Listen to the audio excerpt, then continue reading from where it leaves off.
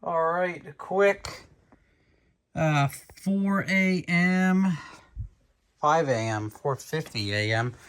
update. I got my brakes on finally.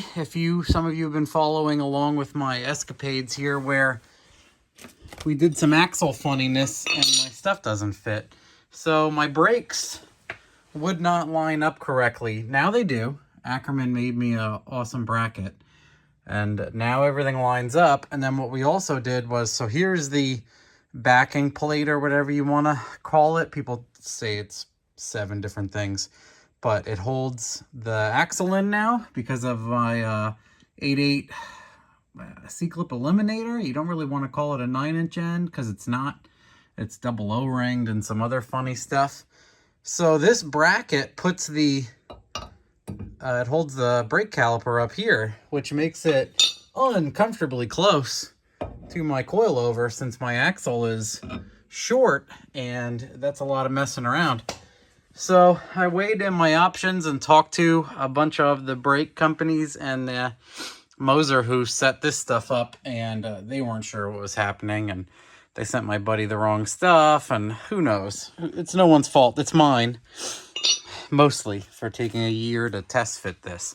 So Ackerman saved the day and he made a bracket, and then he milled down the inside here because they were very proud. There were gussets on this thing out to like here, and he shaved it back this far and he made me brackets. I'm sorry guys. So he made me those brackets, and then these bolts go into the caliper and everything's happy, and it puts the brake caliper on the front.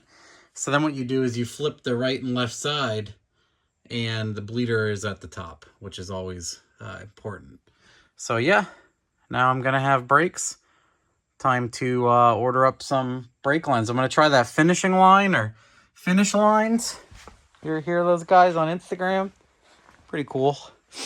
And then I got my intake, all the bolts in my intake. I mounted the Radium Engineering D-gas or expansion tank, or all of the above, if you want to call it. I actually just drilled holes and bolted it. It came with a beautiful bracket, but man, I couldn't make it work, and I didn't want to like mount it to my bar here. I wanted to leave it go. So that's pretty much perfect. And then this is the 10 that's going to run into the bottom of the water pump. And then I bought 3/4 pipe thread to 10 ANs. So I want to do like 10 AN 90s. And then I know you can buy these now. I looked them up. I thought you could, and you can. You can buy barb to this clip. So it'll be push lock hose. And then it'll clip in there and unscrew there. And then one underneath here, they're both capped on the bottom of the water pump. You see them?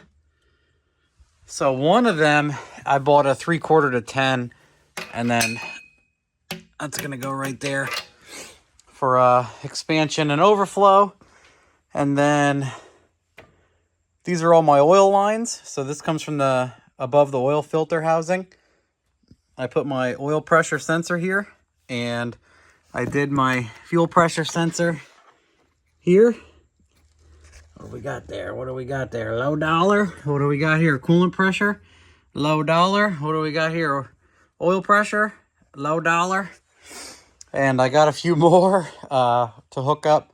I put one in the back so I can see fuel pressure in the back and the front as a neat test, but closing in.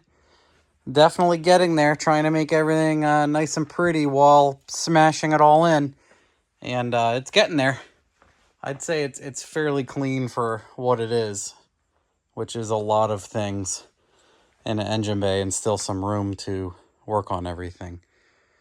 Whew, yeah, and then I had an issue with this where it was close to my wiring was kind of cramped around here, and then this guy, it puts it right on top of the trans tube. The trans tube is perfect where it is, so I made it a little bit long and put a 90 on it for now.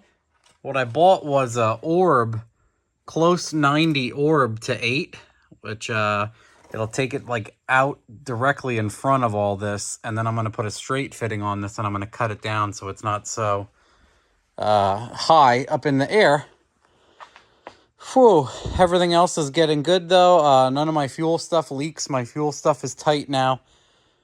So, waiting on an injector harness. I bought the wrong one. Well, I ended up swapping injectors and doing other dumb things. Tightened up my steam vent ports.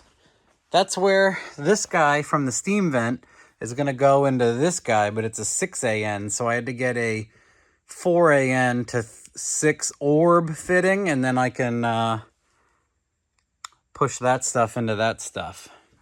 And that's the technical term. The rest of it's going really well. Hopefully I can start sometime soon, like next few days. If I keep cranking on it like this, I'm going to have no brakes.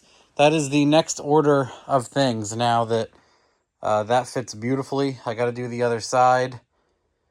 And then I'm going to have brakes. Man, that's exciting. Rear brakes, front brakes.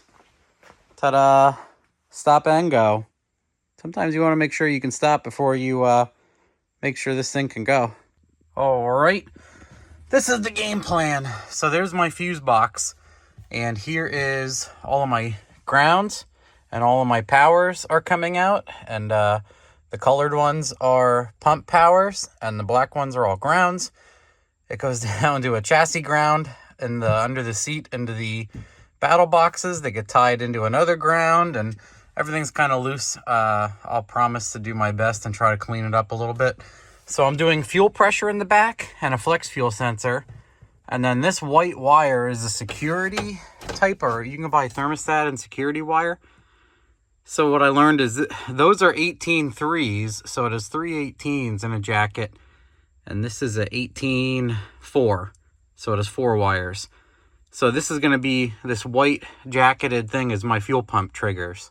So the one will be the red out, and then the other 2 pumps will be one of the other colors, and then I'm going to do the trans fan, and then I have another relay. So all 4 of these will go into the DT, and then we'll be able to trigger them all from the front. I just ran them all up front to tie them in the IO. So that'll work out nice, right? Hopefully. Good. So that's the plan for now, is to crimp all of these guys into this and everything else and try to make it look presentable.